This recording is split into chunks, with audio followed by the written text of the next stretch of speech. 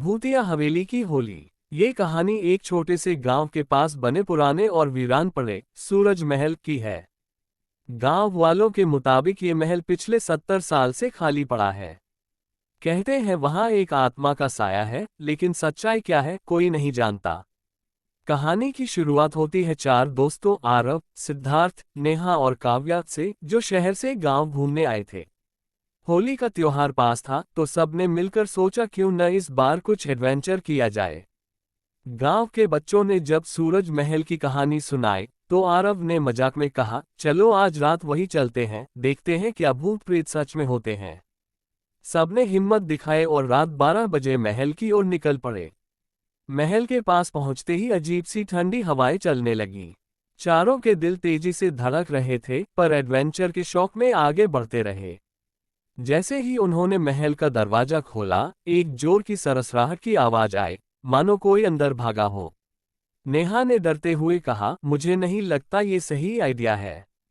लेकिन सिद्धार्थ बोला, अरे कुछ नहीं होता, गांव वाले ऐसे ही डराने के लिए कह रहे होंगे।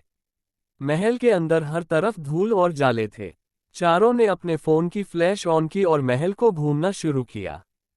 तभी अचानक काव्या की नजर एक शीशे पर पड़ी, जिसमें उसे अपने पीछे एक और परछाई नजर आई।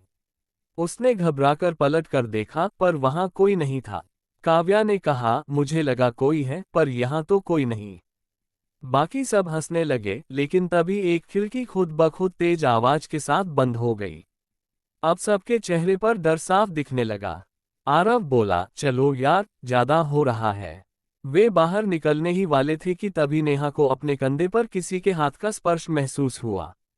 उसने डर के मारे चीखते हुए कहा, किसने छुआ मुझे। सबने एक दूसरे की तरफ देखा, पर कोई भी पास नहीं था। अचानक पीछे से एक औरत की हंसी की आवाज गूंजी। सबने घूमकर देखा तो सफेद साड़ी पहने एक औरत नजर आई, जो हवा में तैर रही थी। उसकी आंखें लाल, बाल खुले और चेहरा बेहद डरावना। वह बोलने लगी, क्यों आए हो मेरी दुनिया में। जब मैं जिंदा थी तब इस महल में खुश रहती थी, लेकिन होली की उस रात कुछ दरिंदों ने मेरी खुशियां छीन ली।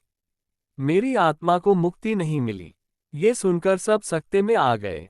सिद्धार्थ ने हिम्मत कर पूछा, क्या हम आपकी मदद कर सकते हैं।